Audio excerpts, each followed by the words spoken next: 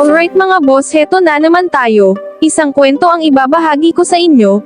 Kwento ng isang batang babae na nagmula sa bansang Russia, dahil siguradong mapapahanga ka sa batang ito, dahil nasa kanya na ang natatanging lakas at bilis ng mga kamao nito, batang babae na puno ng determinasyon, sa larong pangpalakasan sa taas ng luna, kaya lang naman itong wasakin ang isang puno ng kahoy sa pamamagitan ng suntok, at walang sapin sa kamay nito. Tere mga kilalanin nating ang batang ito.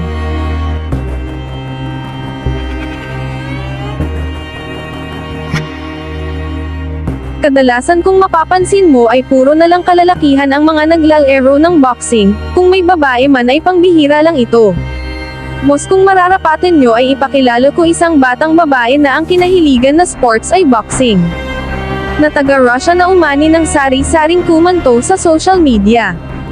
13 years old pa lang ang batang ito, at walang iba kundi si Evneka Saadvokas. Nung 5 years old pala si Evneka ay napansin ng buong mundo dahil mga boxing skills nito napansin ng mga boxing analyst noon na ang bilis ng suntok nito.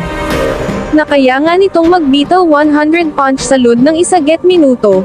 Kung iisipin mo mga boss 5 taon pa lang si Evneka, mga boss habang lumilipas ang panahon at tumatanda na si Evneka, ay lalo pang bumibilis ang mga kamao nito. Lalong nagpaangga sa mga taong nakakakilala sa kanyan, at nakasubaybay dito.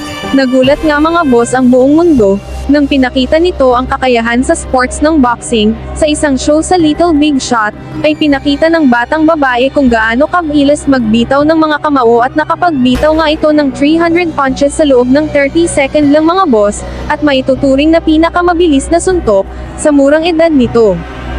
Zero! Stop! Brava!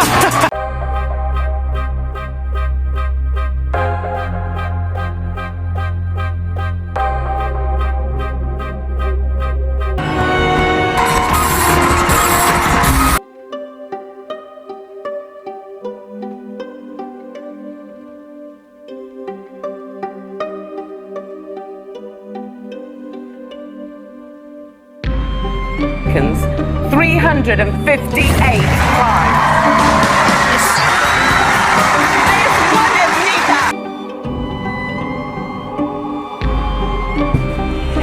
At ito pa mga boss, nagulat nga nito ang mga tao sa buong mundo matapos mapanood ang isa sa mga video na kung paano niya hatawin ang isang puno ng kahoy ni wala man lang itong sapin sa kanyang kamay na tanging mga kamao lang nito ang ginagamit nito.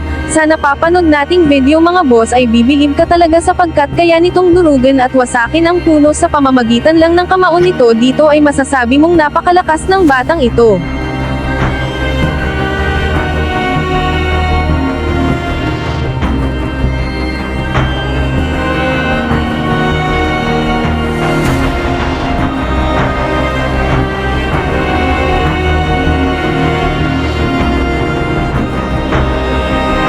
Ayon pa nga sa mga meritis sa kanilang lugar ay bata pa nga itong si Evneka ay mahilig na daw talaga ito sa boxing. Nakatulad din ng kanyang ama na isang boxer din at sa ngayon nga ay ito ang naging trainer nito at sinabi pa nga ng ama nito. 4 na taong gulang pa lang si Evneka ay nakitaan na ito ng kakaibang talento sa larangan ng boxing. Kaya pinagkunan nila ito ng atensyon para paghusayin at hasain pa. At hindi nga sila nagkamali sa mga pinakitang skills ng batang ito. Sapagkat nga mga boss ay na-recognize nga sa buong mundo at Guinness Book World Record ang kakaibang skills at abilidad nito.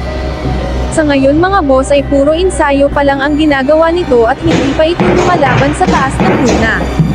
Hindi pa ito nakasagupa sa tunay na bakbakan. Isa lang naman ang sinasabi nila Nolan na kung si Evneka na ay sumamba sa luna ay hindi daw nila tayo bibiguin sa magiging laban nito. Si Evneka ngayon ay tinuturing na one of most exceptional strategy of all time, at wag nang pagdodahan pa kasi sa pangbihirang skills nito sa boxing, at sinasabi ng ilan na darating ang isang araw na si Evneka na ang hari ng women's boxing sa mga susunod na taon. Alright, ano ang masasabi nyo? Hanggang dito lang muna po ulit tayo. Ito ang inyong kalahi at nagsasabi ng God bless, ingat.